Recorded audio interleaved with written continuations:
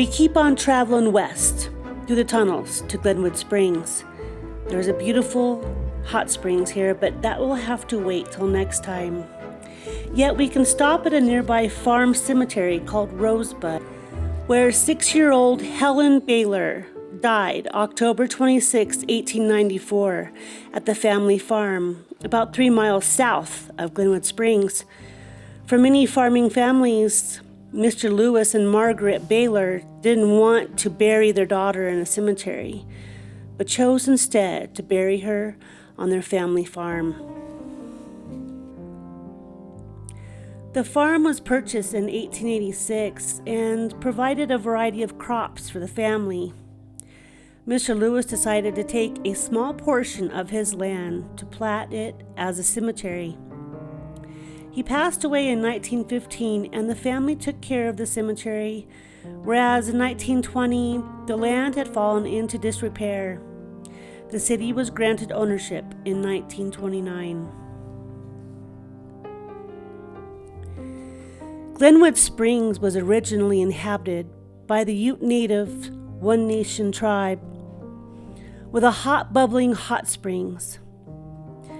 With the arrival of the railroad in 1887, to become highly regarded as a healthy destination for many travelers, as well as the amazing vapor fairy caves and the haunted Hotel Colorado. Helpful hint, video about that coming later this summer. We make our way west through these beautiful mountains, passing through a few blizzards and historical tunnels that my grandfather helped mine to tell the tragic story of Gary Hinman and pay our respects to the good friend.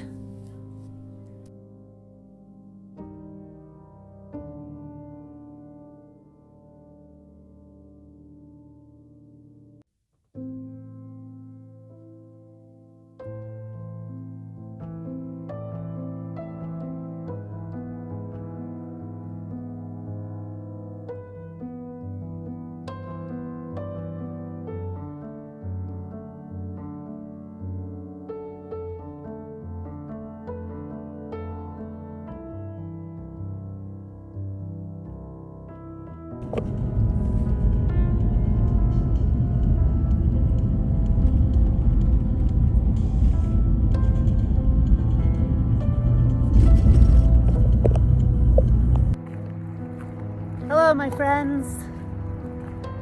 Well, we are here in the mountains to tell the story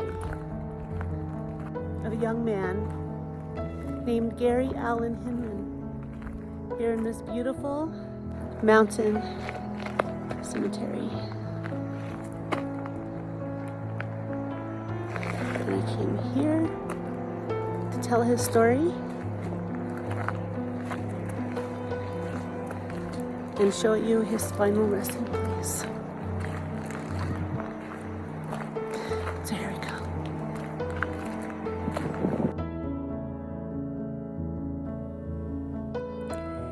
Gary Hinman was born in 1934 on Christmas Eve in Colorado. He studied at the University of California, Los Angeles, graduating with a degree in chemistry and pursuing a PhD in sociology. His friends remembered him as a kind-hearted man. He purchased a home in Topanga Canyon in California. Gary had an open-door policy for any friends needing a place to stay. They could stay as long as needed in his home. Gary was a talented musician and worked at a music shop. He taught bagpipes, drums, piano, and trombone. Also established a mescaline factory in his basement.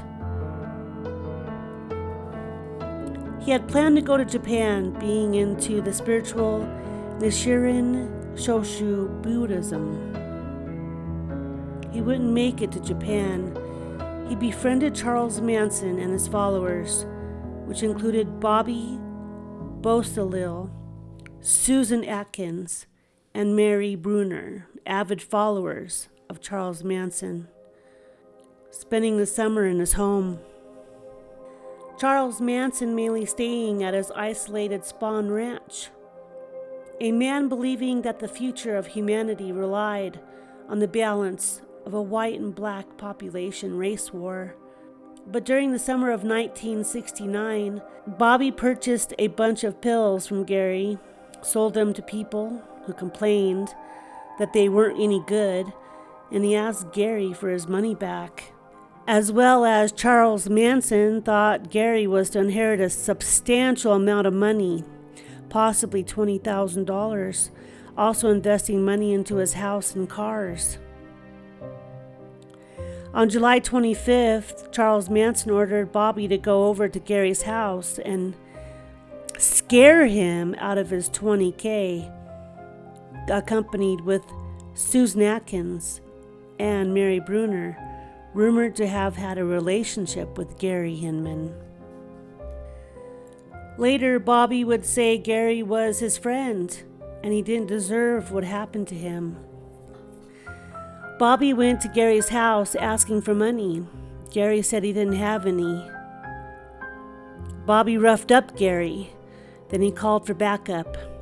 Charles Manson and Bruce Davis arrived at the house. Once again, Gary had told them there was no money. Charles Manson drew out a samurai sword and cut Gary's ear and cheek. Then they, Charles and Bruce, left in one of Gary's cars, leaving Bobby and the girls behind. They cleaned up Gary as best they could, stitching up his face with dental floss. He begged them for no more violence and to just leave his home. Fearing Gary would turn them all in for what they had done, Bobby thought there was nothing left to do but take Gary's life. For a few days, Gary was mercilessly tortured. Then they did take his life. They wanted to pin the crime on the Black Panthers, so they wrote "Political Piggy" on the wall, along with a paw print. A few weeks after Manson and his crime family committed the more publicized Tate LaBianca crimes, Bobby was arrested for the Gary Hinman crime, first pleading not guilty, then admitting to taking Gary's life.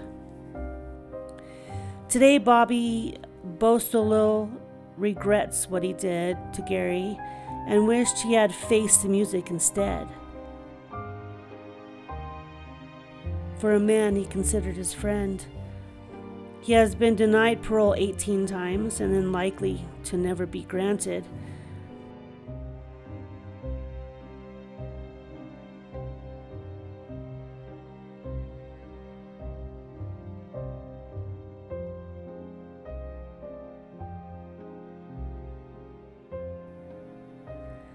We shall walk a few moments to the graves of the Hinman family, Gary, his mother, and the unmarked grave of his father.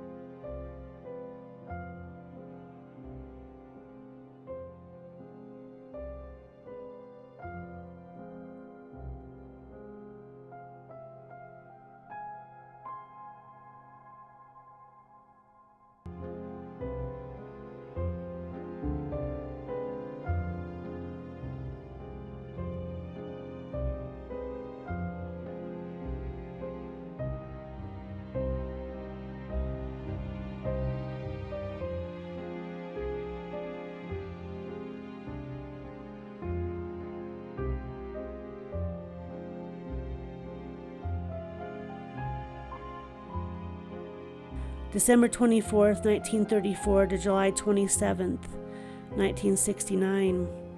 Alongside his mother and father, Frances Joan Miklish Hinman, 1909 to 1970, and Robert Hinman, 1905 to 1986. Rest in peace to Gary Allen Hinman. Love and beautiful light for you forever.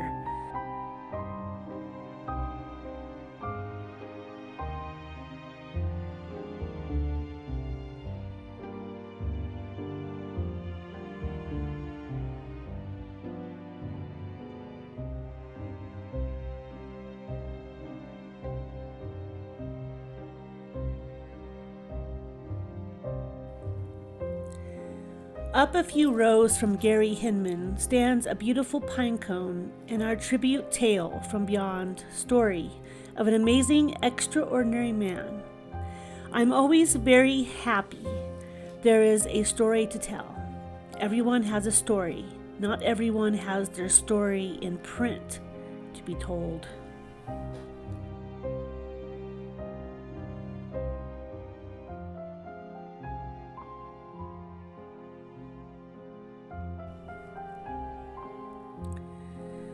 Paul Pine, loving husband and father and friend, who loved his family, home, and business, you will always be lovingly remembered. Paul was born September 1st, 1947, a native of Diagonal, Iowa, moving to Colorado after graduation from University of Iowa. He began a masonry business in Evergreen, and in 1988 started Pine Stone Company in Glenwood Springs. He loved his business, employees, and customers. He worked very hard to be fair, ethical, and create a win-win situation. His inscription reads, "The clock of life is wound but once, and no one has the power to tell just when the hands will stop, at late or early hour. Now is the only time you own.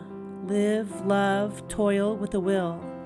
Place no faith in tomorrow, for the clock may then be still." He loved to read and also loved history, known to be a fountain of historical information. He enjoyed his mini cars and driving fast. He passed after a long, hard fight following complications of heart transplant surgery, May 23, 2005, at the age of 57. His willingness and courage shall remain an inspiration to all his family and many friends. I will link below his memorial contributions in continuous love and light to Paul Pine.